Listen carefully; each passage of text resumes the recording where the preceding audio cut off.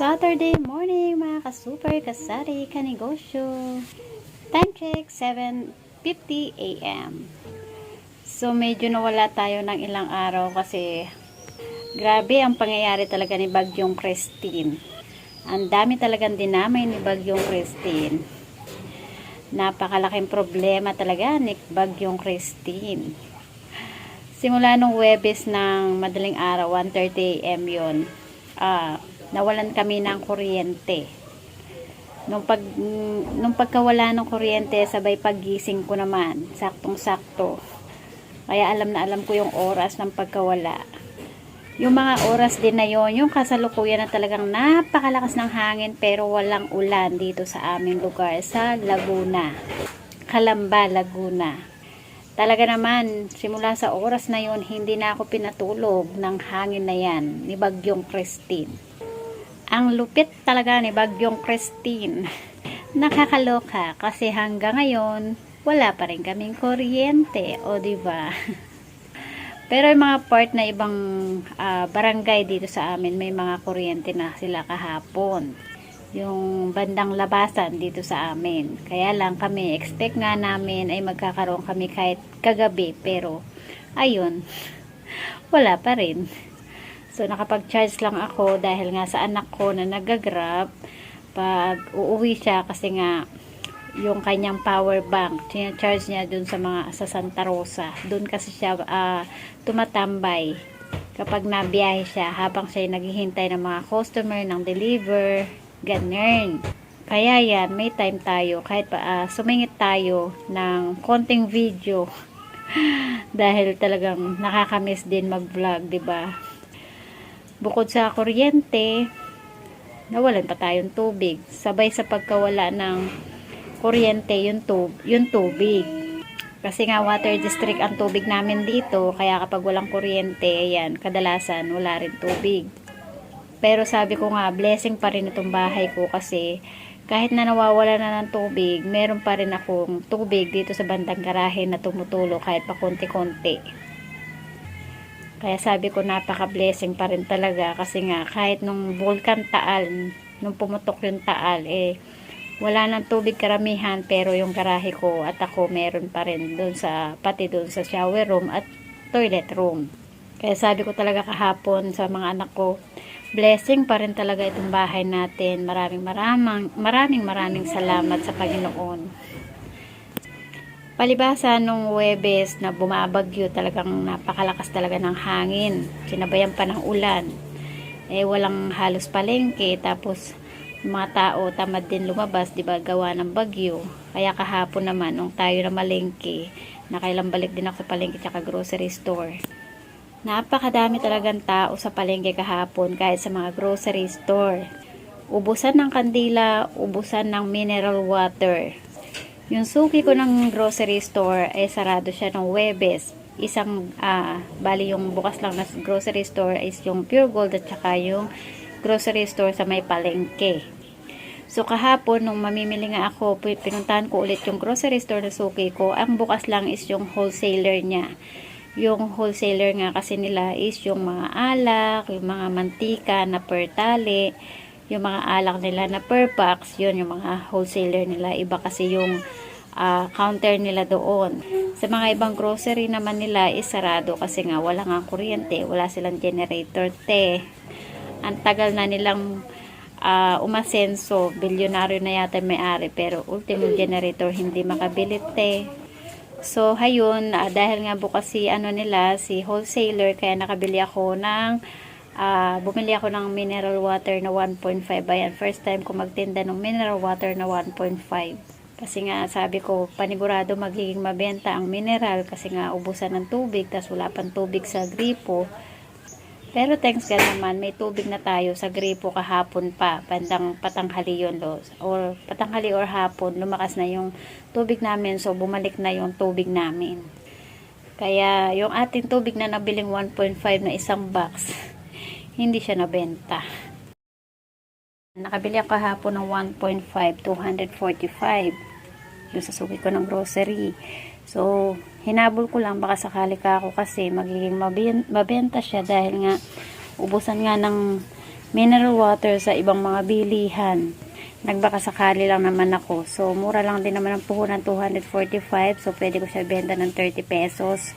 Dahil yung bentahan ko doon sa ating 1 liter na Nature Spring, 25 pesos. So, ito pwede natin benta ng 30 pesos each. Hindi naman siya siguro masira. Parang, ang expired pa yata niya ito, January 2026. Hindi ko alam kung ito nga ba expiration niya kasi wala naman nakalagay na expiration date.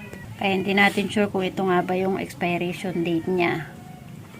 Hindi naman kasi talaga fast moving sa akin ng mga mineral water dito sa amin. Kasi kadalasan ng mga tao ay palibasa, water district kami. Kaya sa gripo na lang sila kumukuha ng inumin. Ultimong kami talaga. Kahit ako ayoko talaga uminom ng mineral water dahil napapakalan ako sa lasa.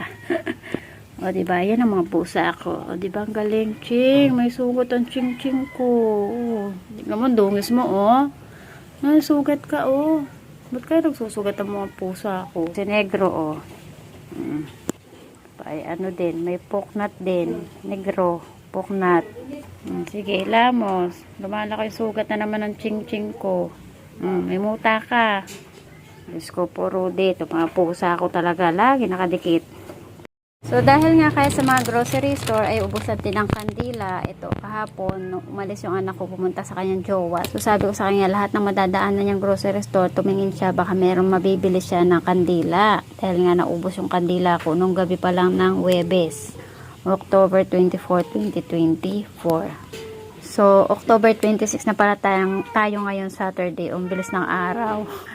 Bukas ay madadagdagan na naman ako ng edad. Kaya sana kahit ngayon bumalik na yung kuryente, te. So nakabili siya. Ito ang mahal, 100 ang isang balot. Sabi ko, paano kaya ibenta to?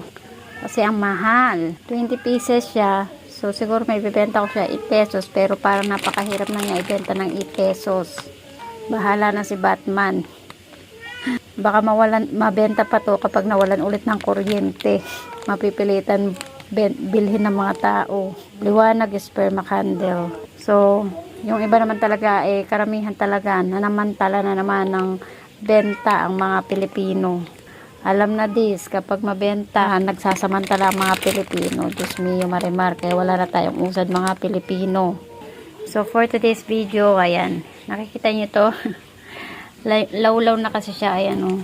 Itong lagay natin ng diaper. Yung mabenta lang naman sa diaper, yung happy diaper ko is XL. So, meron pa ako natitira dito. Yung medium. Medium ba to?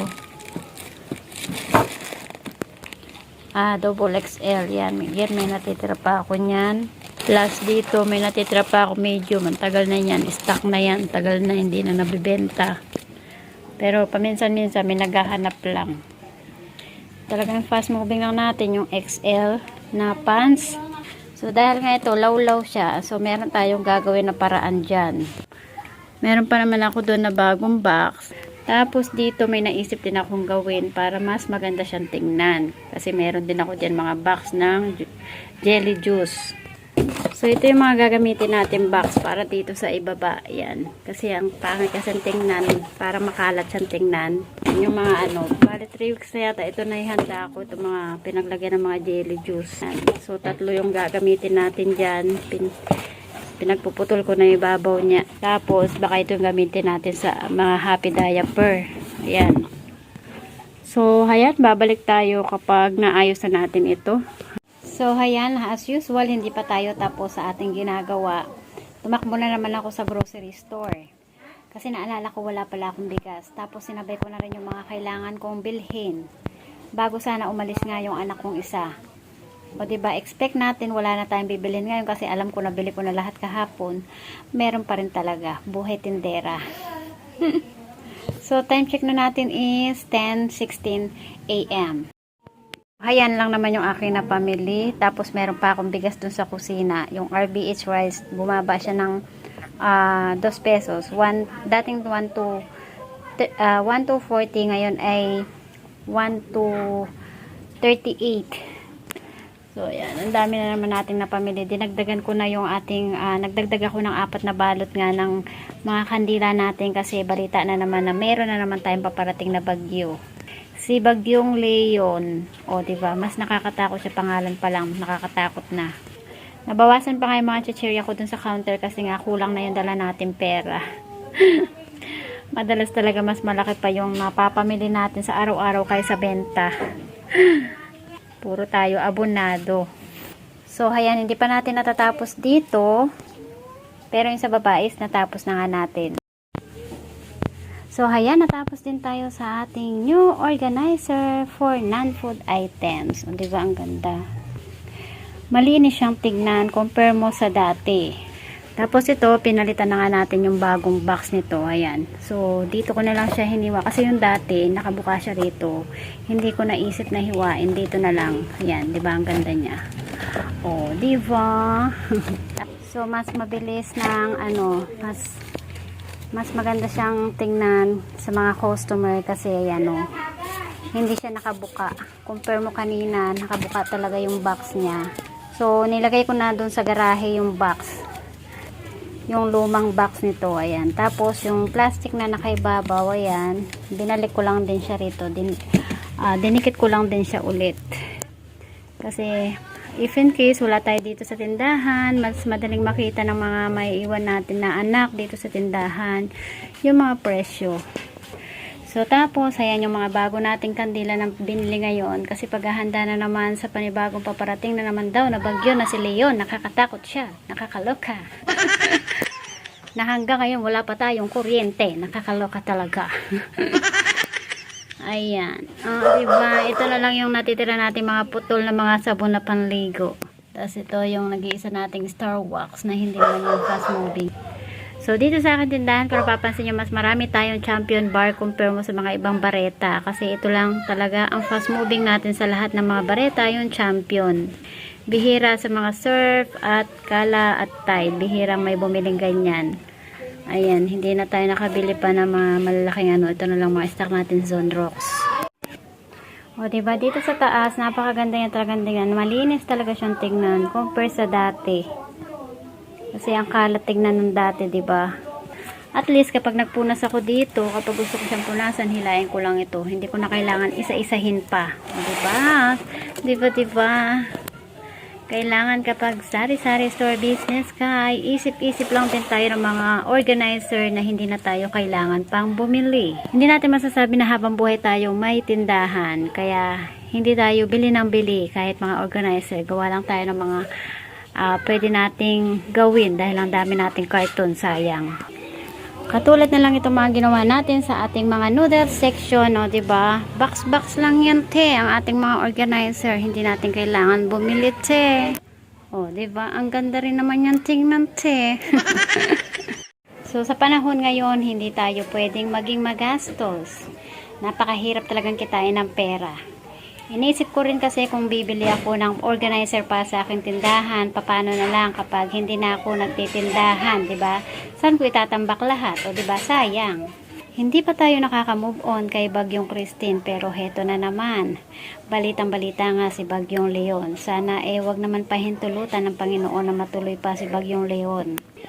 Kasi wala pa kaming kuryente hanggang ngayon. Kaya nga hindi ko alam kung kailan ko may upload itong video ngayon. Dahil hindi namin alam kung kailan kami magkakaroon ng kuryente. Maawa ka naman sa amin, Bagyong Leon. Pero ganun pa man, mag-ingat po tayong lahat at keep safe sa lahat. Hanggang dito na lang. Thank you for watching and see you on my next vlog. Bye-bye!